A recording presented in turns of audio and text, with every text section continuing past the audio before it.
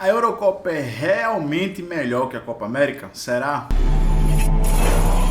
Fala pessoal, Rafael Marques Oliveira para mais um vídeo para vocês. No vídeo de hoje eu vou falar sobre o legado, sobre aquilo que nos ensinou Copa América e Eurocopa. A gente fez um ciclo de seleções que deveria ter sido fechado no ano passado, mas por conta daquilo que a gente está vivendo nesse momento não foi possível, então a gente está nesse momento agora encerrando um ciclo que é as competições continentais mais importantes antes da Copa do Mundo. A gente fechou a Copa América, tem uma por ano agora, e a gente fechou a Eurocopa. E o que é que elas têm de diferente, o que é que elas nos ensinam e qual que é a melhor das duas, Acho que muita gente está esperando que eu responda a Eurocopa, mas será? Será que é a Eurocopa mesmo? Bom, o principal legado da Copa América do ponto de vista tático, obviamente eu vou abordar nesse vídeo aqui os aspectos táticos, que são equipes mais organizadas do ponto de vista estrutural. A gente tem equipes que jogam num bloco mais baixo, de maneira mais organizada, mais compactadas, sem tantas distâncias, digamos assim, entre as linhas, Acho que por exemplo, de Brasil e Colômbia, de Brasil e Equador, foram jogos onde a gente viu seleções bem compactadas. Outro aspecto, que eu acho que fica de legado, são as seleções grandes, as seleções predominantes dentro do continente sul-americano, Brasil e Argentina, de fato exercendo essa predominância nos seus jogos, dominando as ações do jogo com bola.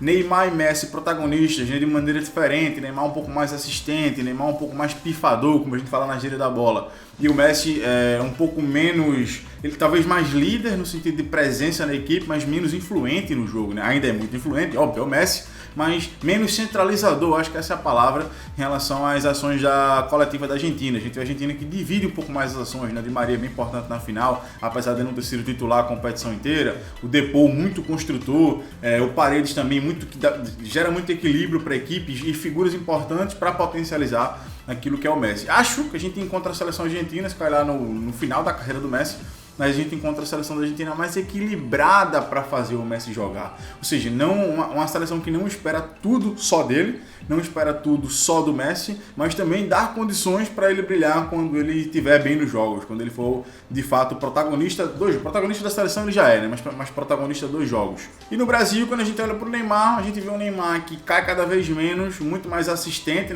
muito mais pifador, como eu já falei. A gente vê um Neymar que ele resiste mais, ou seja, cai menos de fato, resiste mais às faltas, mais confortável com os duelos e cada vez mais influente nas construções da equipe. O Neymar sempre foi um jogador muito terminal, mas de uns anos para cá ele vem se tornando, tem a notoriedade de ser um jogador que baixa para construir muitas vezes, que vem buscar no pé dos zagueiros, dos volantes. Ele está fazendo isso cada vez mais, ele está cada vez mais próximo de ser um 10, de ser um meia de fato, do que ser um atacante, como ele ganhou notoriedade no início da sua carreira, e ele vem prestando isso também para a seleção, e acho que a gente chega no ápice disso.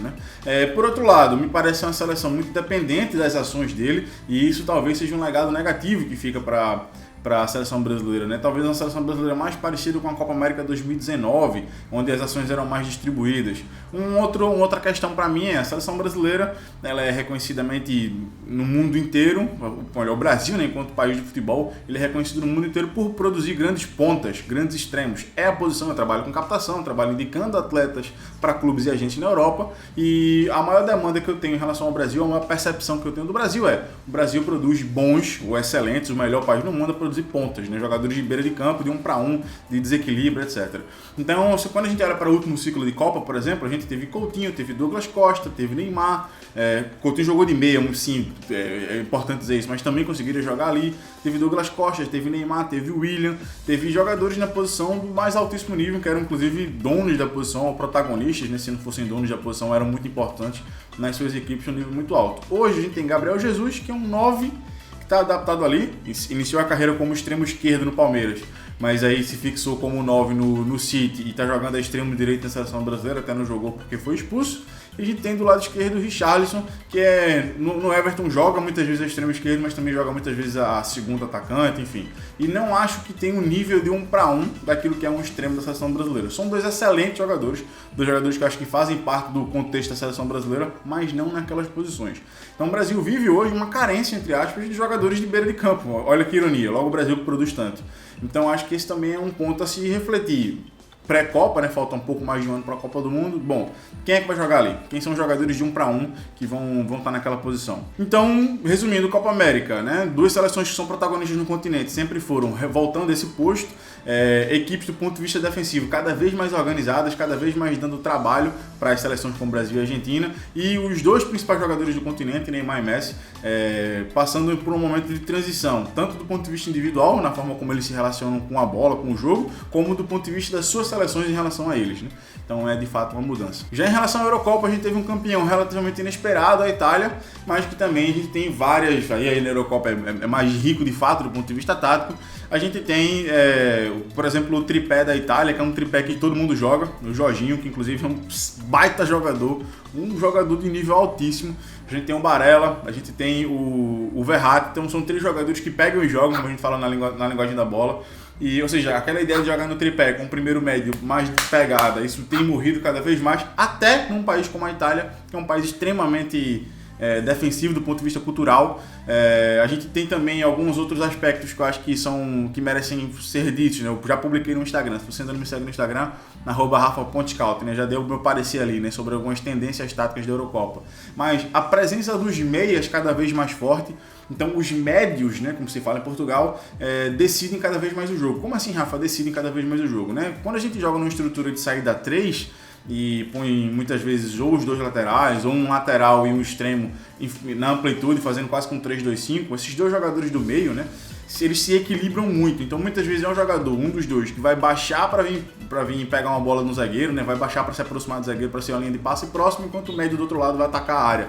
Então tem um médio iniciando a jogada, um meia completamente aderente e ativo na construção, enquanto o outro meia vai estar pisando na área, vai estar fazendo gol, vai estar decidindo jogos. A Bélgica, por exemplo, a Bélgica não joga com 2, joga com 3, mas é muito presente isso na Bélgica, né? Com o Witsel e o Tielemans, os jogadores mais de equilíbrio, mais de construção, e o De Bruyne também vem equilibrar, vem baixar quando é preciso e depois entrar na área para ser um jogador terminal também, muitas vezes, né?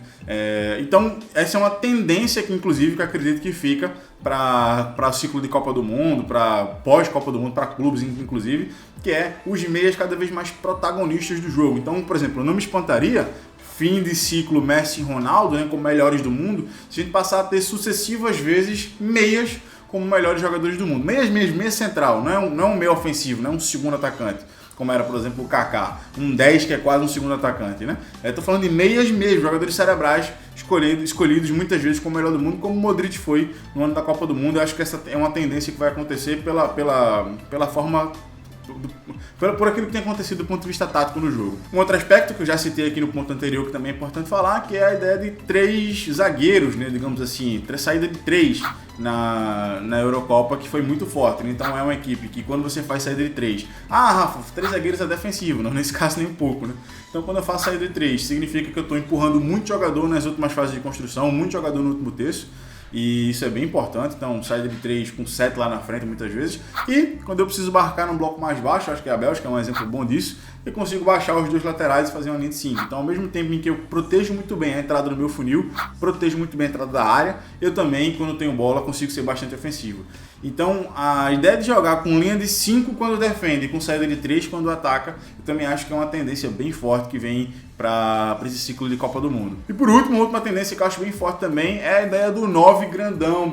Na Europa é muito comum, na América do Sul é menos comum. Na América do Sul a gente é um pouco mais resistente a esse perfil de atleta. Mas na Europa a gente sempre viu 9s muito grandes, 9s muito fortes, que não tinham tanta intimidade com a bola, eram jogadores terminais, né, jogadores de um toque. A gente tem visto que esse 9 na Europa, até esse 9 na Europa tem morrido, né? Quando a gente olha para trás, né, a gente olha para a Eurocopa um pouco tempo atrás, a gente vê jogadores como, por exemplo, Mário Gomes, que era um jogador que estaria presente numa Eurocopa, o Luca Toni, que era um jogador que estaria presente na Eurocopa. São jogadores que agregam muito pouco em construção e são muito terminais. Hoje em dia a gente vê novos como o Patrick Schick, como o Lukaku, são jogadores que são presentes no jogo, participam das construções, dão superioridade nos corredores. O Ronaldo, Cristiano Ronaldo jogou de novo nessa Euro, o Benzema, por exemplo, aí vou lembrando dos nomes.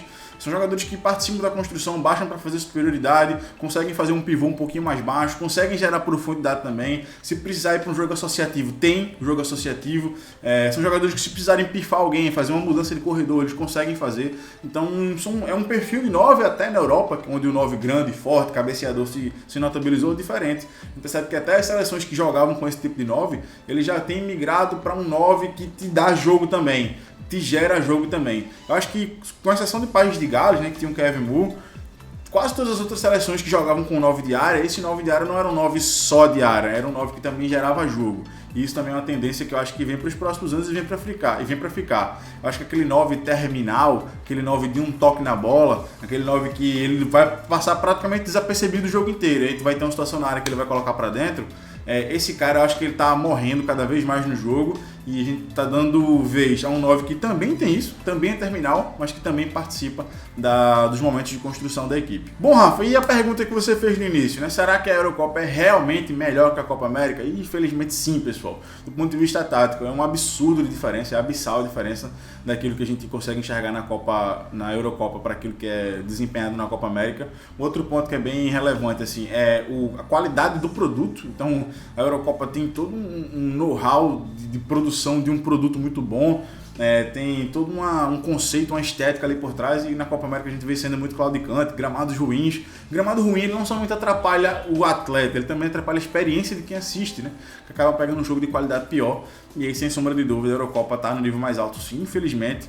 Então, não, a Copa América não é melhor que a Eurocopa é realmente melhor. Enquanto jogo, enquanto produto para o espectador, melhor que a Copa América. Bom, mas minha palavra é minha opinião, né? Minha palavra final não quer dizer muita coisa. Eu quero saber aqui nos comentários o que é que você acha em relação a isso. Se você quiser aprender mais sobre o jogo, quiser conseguir olhar para o jogo com um viés mais tático, eu te convido a clicar no link que está na descrição e você vai ser direcionado para a página da maior e melhor comunidade de análise de desempenho do Brasil, de análise tática do Brasil, que se chama Comunidade Mestres de Análise. A gente bateu 500 membros na semana passada, é um número bem expressivo, né? O que torna a gente, já éramos, mas o que consolida a gente como a maior comunidade de análise do Brasil. Você pode fazer parte e conviver com pessoas que querem aprender sobre o jogo, que querem te ensinar sobre o jogo, querem conviver, trocar experiências táticas sobre o jogo, né? A forma como enxerga o jogo, conceitos, enfim, tudo aquilo que você já sabe, que você que já é inscrito no canal, sabe que tem aqui no canal, beleza? Então, link na descrição, você vai ser direcionado para lá. Bom, não esquece também de deixar like nesse vídeo, se inscrever no canal, isso me ajuda demais a continuar produzindo conteúdo para vocês. Rafael Marques Oliveira, até a próxima, tamo junto.